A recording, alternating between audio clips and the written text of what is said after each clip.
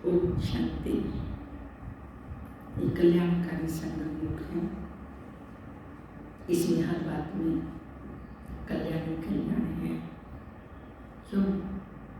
क्योंकि कल्याणकारी शिव बाबा हैं, कल्याणकारी ब्राह्मण बच्चे हैं। कोई भी कार्य करते हैं शिव बाबा की याद में, उसमें कल्याण ही समाया हुआ होता है। और कल्याण के साथ साथ कमाई कमाई है, क्योंकि बाप और वर्षे को याद करते हैं। 21 जन्मों के लिए बाबा बच्चों को अमर बना देते हैं। बाबा ने कहा है, घर परिवार में रहते हैं, गृहस्थ में रहते हैं, अगर ये समझ कर के रहते हैं सब कुछ बाबा का है, तन भी, मन भी, धन भी, परिवार भी, और बाबा ने हम बच्चों को यहाँ सेवा के निमित्त रखा हुआ है। सेवाधारी बनकर के सेवा भाव से कोई भी कार्य करते हैं तो बाबा ने कहा, तुम ब्राह्मण बच्चे घर परिवार में रहते, निमित्त मात्र रहते हो, तो उसमें भी आपकी कमाई होती है। बाबा की याद में बना भोजन बाबा की याद में खाते हैं, बाबा के भंडारे का है, तो बाबा ने कहा वह प्रवृत्ति भी शुद्ध प्रवृत्ति बन जाती है, हृदय शुद्ध बन जाता है। इसलिए कहीं भी रहे, कहाँ भी रहे, बाबा का समझ करके रहते हैं, तो सेवा भावना से रहते हैं, तो उसमें हमारी कमाई होती है।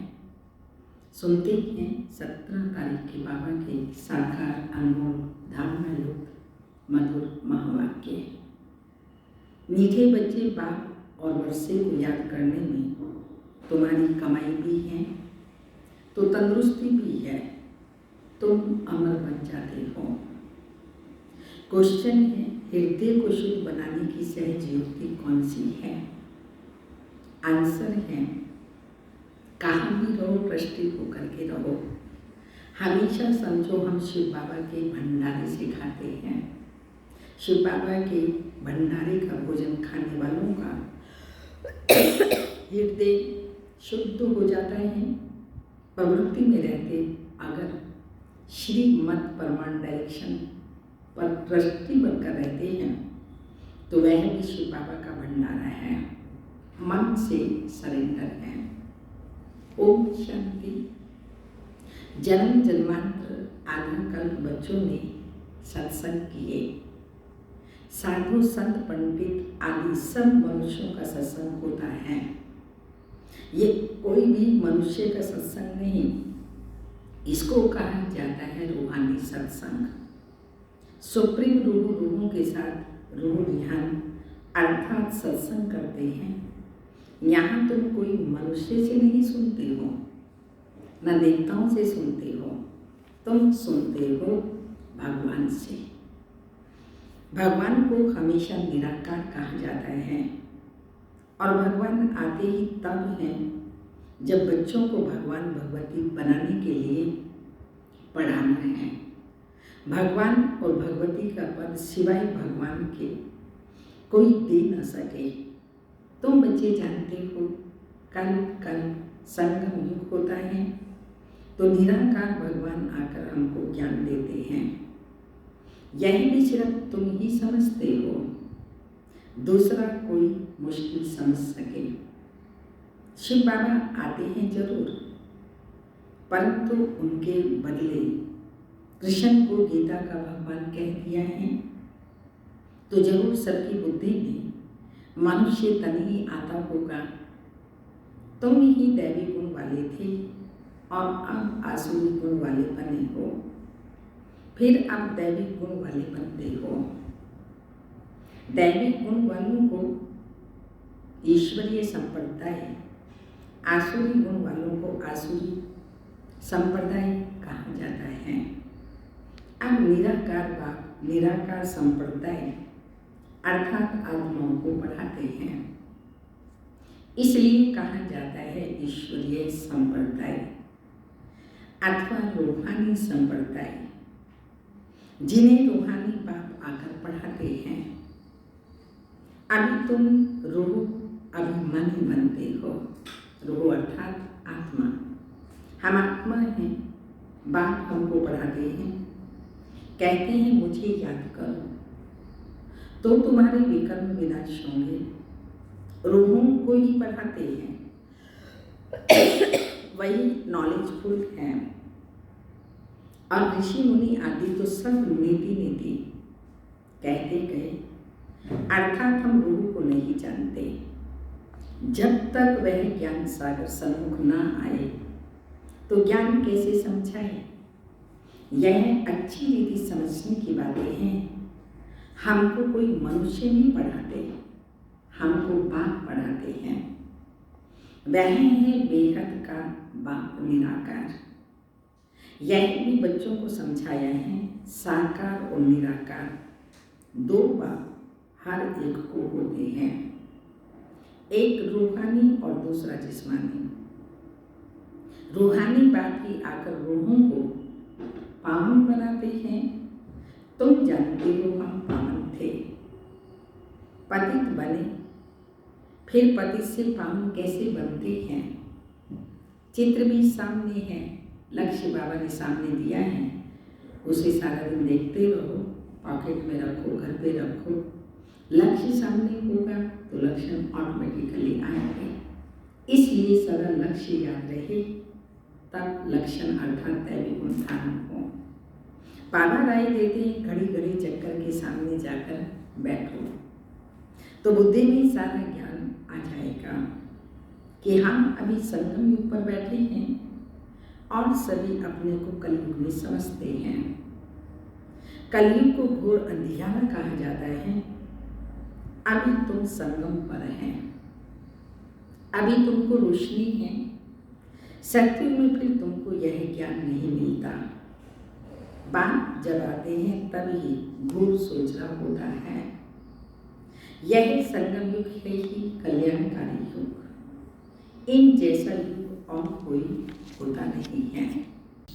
इन जैसा कोई और युग होता ही नहीं। जबकि बाप आते हैं, सत्युग को कल्याणकारी नहीं कहेंगे। वहाँ किसी का कल्याण नहीं होता है। कल्याण संगम पर ही होता है, तो है ही कल्याण। संगम पर कलयुग को सत्युग कल्याणकारी बनाते हैं। अब तुम्हारा देखो कितना कल्याण होता है। सिर्फ बाप और वर्षे को याद करने में तुम्हारी कितनी कमाई है। कमाई की कमाई भी है और कमाई की कमाई भी है और तंदुरुस्ती की तंदुरुस्ती भी है। तुम्हारा जीवन अमर बनता है। तुम्हारी कभी अकाली मृत्यु नहीं होती है, तो तुम बच्चों को कितनी खुशी रहनी चाहिए, क्योंकि तुम्हारी बुद्धि में सारी नॉलेज है। यहाँ तुम बच्चे आते ही हो, पुरुषार्थ कर म्यूजियम में चित्रों पर समझाने के लायक बनाना चाहिए। अपने को लायक बनाने के लिए 7-8 रोज बैठ कर के सीखो। प्रैक्टिस हुई, झट भागा सर्विस पर। सर्विस करके फिर लौट आई। यह सीखना तो बहुत सहज है। सॉरी। चित्र को सामने देखने से ही बुद्धि में आ जाता है कि हम संगम पर बैठे हैं। आज की दुनिया में बहुत मनुष्य हैं, कल बहुत थोड़े होंगे। इतनी ये सब वापिस जाने हैं। अभी बाप स्वयं आए हैं, बच्चों की कितनी इज्जत रखते हैं। दूर देश का रहने वाला आया देश पराए। आदि आदि रावण का देश पराया देश है। राम के देश में तो कभी रावण आ न सके।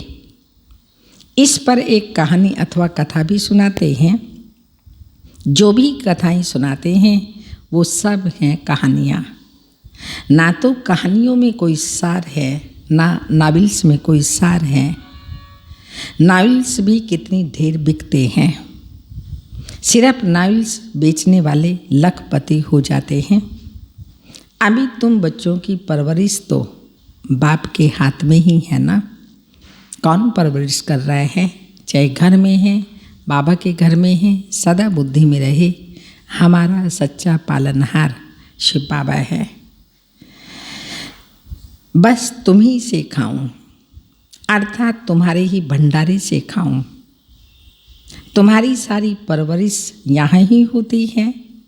जो सरेंडर हो जाते हैं उनकी परवरिश तो होती ही है, लेकिन जो मन से भी समझते हैं ये सब कुछ ईश्वर अर्थात शिव बाबा का है। मैं ट्रस्टी हूँ। हम श्री मत पर चल कर के खर्चा आदि करते हैं। ऐसे जो समझते हैं वह भी शिव बाबा के भंडारे का खाते हैं। शिव बाबा के भंडारे से खाने से हृदय शुद्ध होता है। ऐसे नहीं है कि वह शिव बाबा के भंडारे से नहीं खाते। बाप के डायरेक्शन पर चलने वाले भी जैसे कि बाप के भंडारे के खाते हैं। बाबा के भंडारे का खा रहे हैं, बाबा की श्रीमत पर चल रहे हैं, वो फिर कहीं पर भी रहते हैं। बाबा के डायरेक्शन पर चलने से तो बाबा ही जैसे उनकी परवरिश कर रहा है। जिस भंडारे से खाया वह भंडारा भरपूर काल कंटक दूर। उसके बाद तुम कभी भी अकाल मृत्यु को नहीं पाएंगे। इस समय ही शिव बाबा आते हैं, उनकी महिमा भी गाई हुई है। शिव जयंती भी मनाते हैं, परंतु उनका भंडारा कैसा होता है यह कोई भी नहीं जानते। बाबा भी बरोबर आते हैं ना। बच्चे जो भी आते हैं उनको शिव बाबा के भंडारे से खाना मिलता है। अच्छा मेल सरेंडर होता है तो ठीक है, अगर वह सरेंडर नहीं होता तो माताएं क्या करें, क्योंकि कमाई है पति की। वह तो सरेंडर होता ही नहीं। वह तो जब आमदनी करे तब स्त्री खाए। हाँ, जोड़ा सरेंडर है तो फिर शिव बाबा के भंडारे से परवरिश हो सकती है।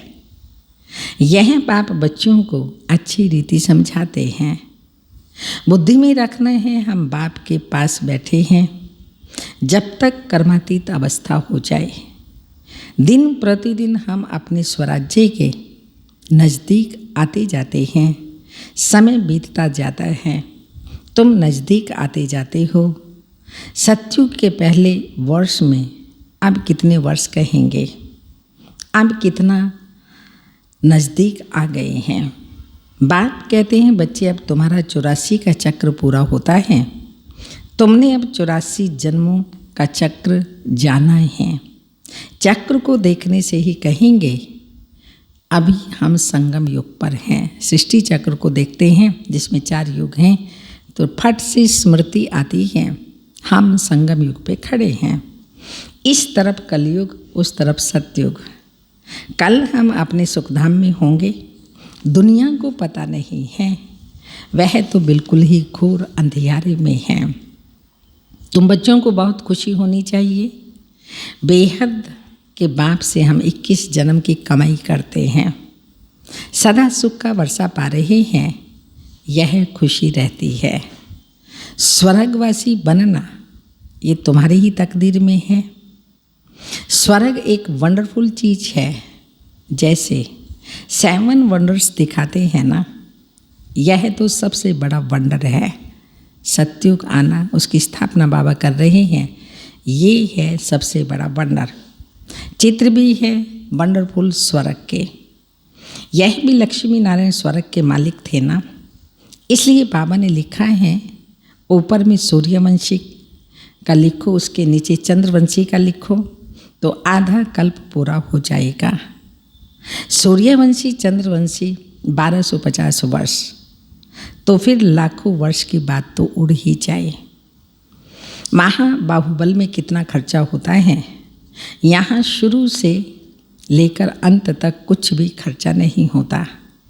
यह तो बाप बच्चों को, बाप और बच्चों का हिसाब है, खर्चे की तो बात ही नहीं। यहाँ बच्चे आकर रिफ्रेश हो इसलिए मकान आदि बनाते हैं। बच्चों का ही पैसा, जो बच्चों का पैसा है सो भी कितने दिन तो पास हो गए, इधर उधर ही पैसा लगाया।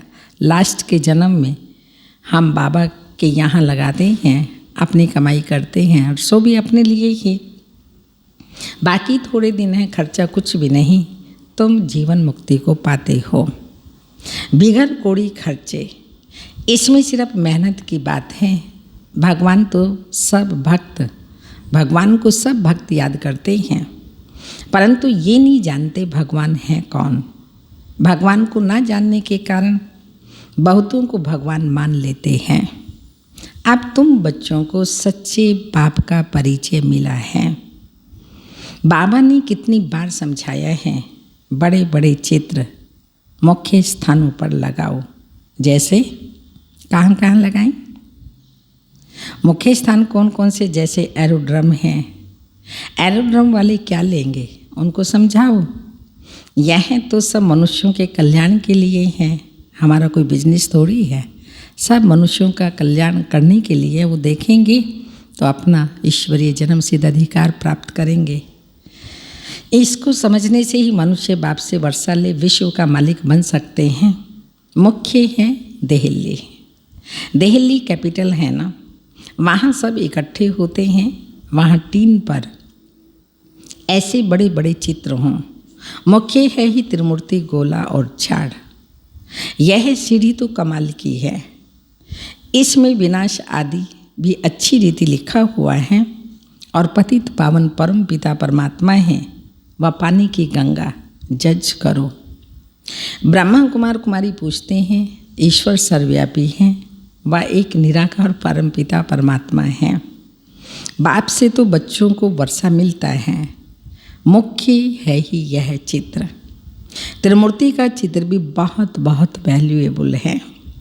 ब्रह्मा द्वारा विष्णुपुरी की स्थापना होती है, फिर वही पालना भी करेंगे। तो बच्चों को अथाह खुशी रहनी चाहिए। बेहद का बाबा हमको पढ़ाते हैं स्वर्ग का मालिक बनाने के लिए। बाबा आकर स्वर्ग की स्थापना और नरक का विनाश कराते हैं। इसलिए महाभारत लड़ाई भी साथ है। हर 5000 वर्ष के बाद यह चक्र फिरता है। बाप भी कल्प कल्प कल्प के संगम युगे आते हैं। गीता में उन्होंने फिर युगे युगे लिख दिया है, सो भी 5 युग हैं। 5 बार आए, फिर 24 अवतार, फलाना अवतार क्यों लिख दिया है। मनुष्य कितने यज्ञ तप तीर्थ आदि करते हैं, समझते हैं ये सब रास्ते भगवान से मिलने के हैं, परंतु भगवान के पास तो कोई भी जा नहीं सकते। आधा कल्प कितना माथा मारा है, जन्म जन्मांतर फेरे लगाए, यह किया आदि आदि, फिर भी बाप नहीं मिला। अभी बाप तुम बच्चों को कितना, बाबा बच्चों के कितना नज़दीक है, तुमसे बात कर रहे हैं। अब बाबा रोज़ बात करते हैं, बाबा से बात करते हैं तो कितना नज़दीक बाबा है। पहले ढूंढते रहते थे, मत्था टेकते रहते थे, मगर फिर भी शिव बाबा से दूर ही रहे। तुमको समझा रहे हैं, तुम समझते हो कल्प कल्प हो बहो, हम ऐसे ही मिलते हैं।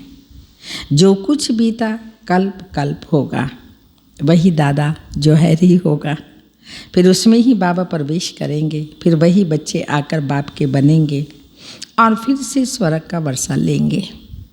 यह बाप का तुम बच्चों के साथ अनादि अविनाशी पाठ कल्प कल्प ऐसे ही रिपीट होता रहता है।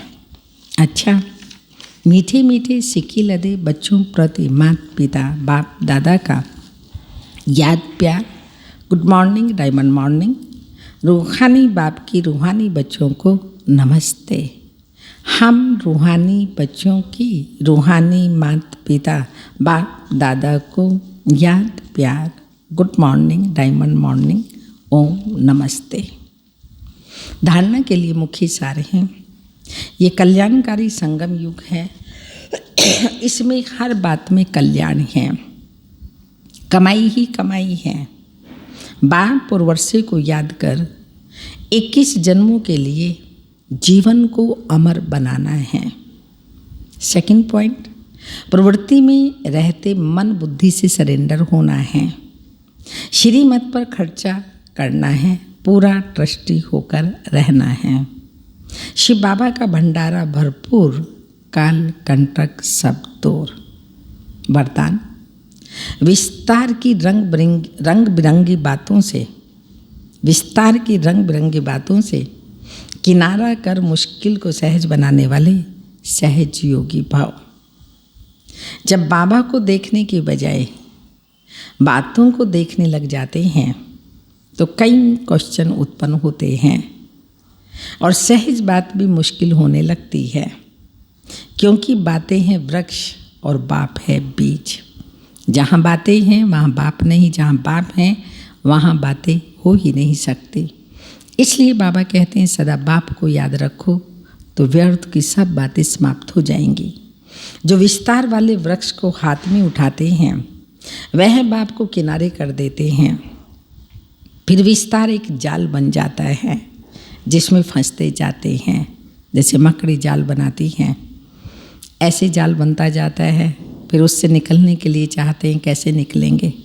बाबा को कहते हैं बाबा निकालो, पर बाबा कैसे निकालेगा? बाबा तो रोज़ रोज़ युक्तियाँ बताता है। जैसे मकड़ी अपनी जाल को स्वयं बनाती है, फिर उसको हप भी स्वयं करती है, ऐसे ही हम आत्माओं ने कर्म बंधन अपने अपने बनाए हैं। बाबा की याद से वो कर्म बंधन जाल जो भी है हमको स्वयं ही खत्म करने हैं। इसलिए बाबा ने कहा रंग बिरंगी बातों के विस्तार में चले जाते हैं जो अपनी ओर फिर वह आकर्षित कर लेती हैं। इसलिए बीज रूप बाप की याद से बिंदी लगाकर उससे किनारा कर लो तो सहज योगी बन जाएंगे। स्लोगन, मैं और मेरे पन की अलाई को समाप्त करना ही रियल गोल्ड बनना है। मैं और मेरे पन की अलाई को समाप्त करना ही रियल गोल्ड बनना है। तपस्या की पॉइंट है, डबल जिम्मेवारी होते भी डबल लाइट रहो। डबल लाइट रहने से लौकिक जिम्मेवारी कभी भी थकाएगी नहीं, क्योंकि ट्रस्टी हो। ट्रस्टी को क्या थकावट? अपनी गृहस्थी है, अपनी प्रवृत्ति समझेंगे तो बोझ है, फिर उसको ढोते रहो। गृहस्थी माना बोझ और ट्रस्टी माना डबल लाइट। अपना है ही नहीं तो बोझ किस बात का? बिल्कुल न्यारे और प्यारे बालक सो मालिक। ये थी तपस्या की पॉइंट। दादी जी की पॉइंट है विशेषता की, निश्चय और विश्वास के आधार पर यज्ञ को आगे बढ़ाया। दादी जी का स्वयं में बाप में अति विश्वास था। उन्होंने यज्ञ वत्सों में भी विश्वास रखा, स्वयं में, बाबा में, परिवार में और ड्रामा में, चारों में विश्वास। और उन्हें सब जवाबदारियां देते आगे बढ़ाती रही। दादी जी को कुछ भूलना नहीं पड़ा। देही सहित सबसे सेकंड में नष्टो मोहा हो गई। कभी निश्चय में संशय नहीं आया, इसी कारण उनका फाउंडेशन मजबूत था। वे कभी किसी भी परिस्थिति में हिली नहीं, अचल अडोल एक रस स्थिति में रही। उनके अटूट विश्वास ने ही आज यज्ञ को इतना बढ़ाया है। ट्रस्ट रखा, सबको आगे बढ़ाते गए, तब आज यज्ञ देखो कहाँ पहुँच गया। ऐसी थी हमारी परम आदरणीय कुमार का दादी जी। ओम शांति।